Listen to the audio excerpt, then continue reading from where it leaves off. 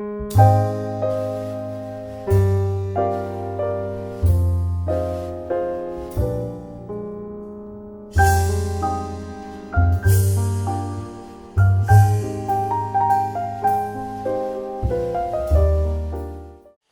le mouvement féministe, nous parlons plutôt de domination.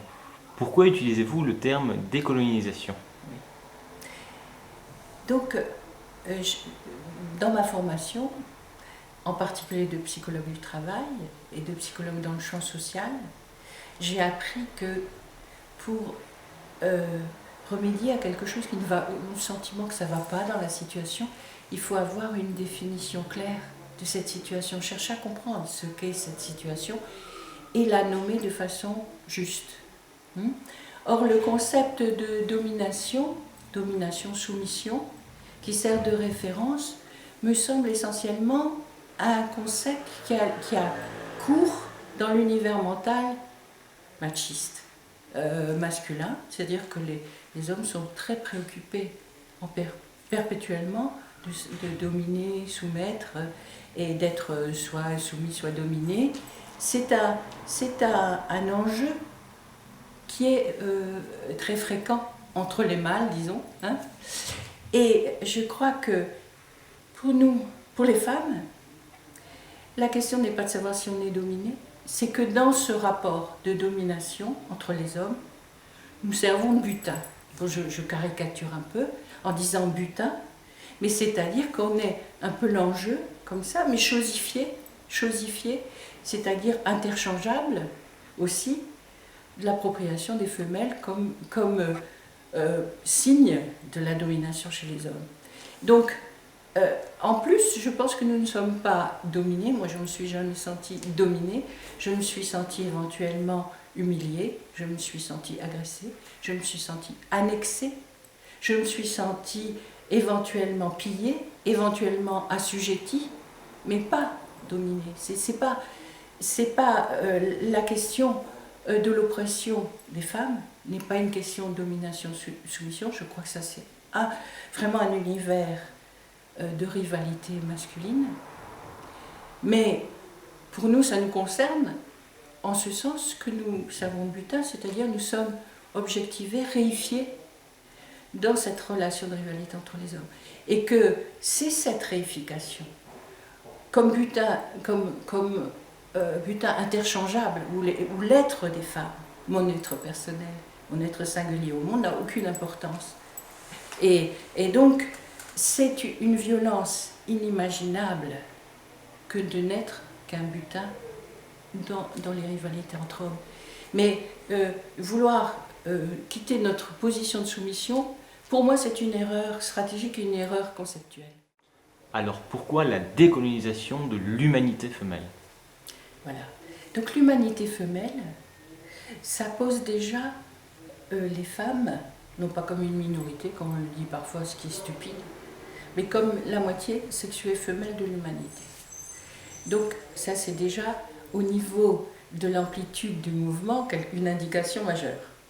Deuxièmement, il y a la question des hommes et des femmes qui est beaucoup en problématique et en question dans le genre. On a vu Conchita Wurst arriver en robe de sirène avec la barbe, etc. Donc il y a des débats autour de l'identité de genre que je ne conteste pas du tout, bien entendu. La construction sociale des identités de genre, c'est un phénomène de représentation, de construction sociale et de police du corps, comme dit Elsa Dorlin, à juste titre. Mais moi je pars du fait que ce qui est colonisé, c'est-à-dire annexé, ce qui est pillé, ce qui est humilié et assujetti, c'est le corps femelle.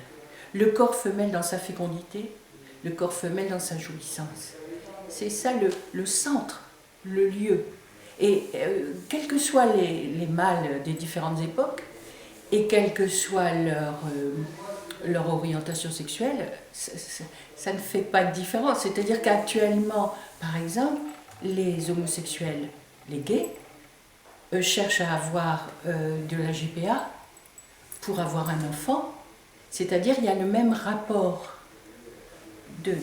d'annexion du corps femelle en tant que corps sexué et corps fécond que dans toute autre civilisation, à part que ça prend des formes technologiques différentes. Hein. Mais moi je parle de la décolonisation de l'humanité femelle parce que je pense qu'il y a une colonisation dans le réel des corps.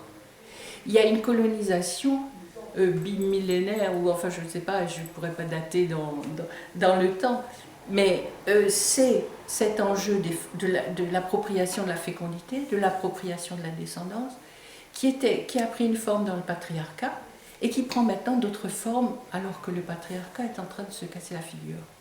On a pas mal, le mouvement féministe a pas mal déblayé le patriarcat, mais le fond de la colonisation comme système global, comme ordre social, celui-là n'est pas encore changé. Et c'est pas uniquement tout l'enjeu autour des représentations de sexe, etc. C'est un niveau de combat, mais il ne faut pas oublier le réel de l'ancrage dans les corps des rapports de pouvoir. Et les rapports de pouvoir sont par rapport à des questions d'appropriation de ce qui est la puissance femelle d'enfantement, essentiellement, la puissance femelle de jouissance aussi, mais je crois essentiellement la puissance femelle d'enfantement qui fait l'objet d'une emprise des mâles et qui fait l'objet d'une appropriation violente. Donc ça, c'est la décolonisation de l'humanité femelle. Évidemment, j'ai écrit un bouquin, Manifeste de la décolonisation femelle, en 5 tomes, avec une réflexion très approfondie sur la violence, sur les rapports de pouvoir, sur les lieux de pouvoir, etc. etc.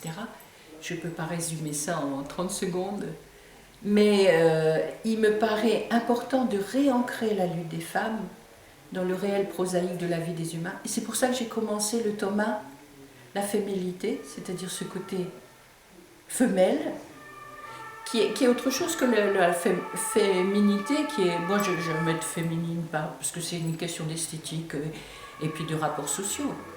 Mais la femme qui accouche, qui est en train d'accoucher, elle n'est pas dans la représentation sociale de sa grâce féminine.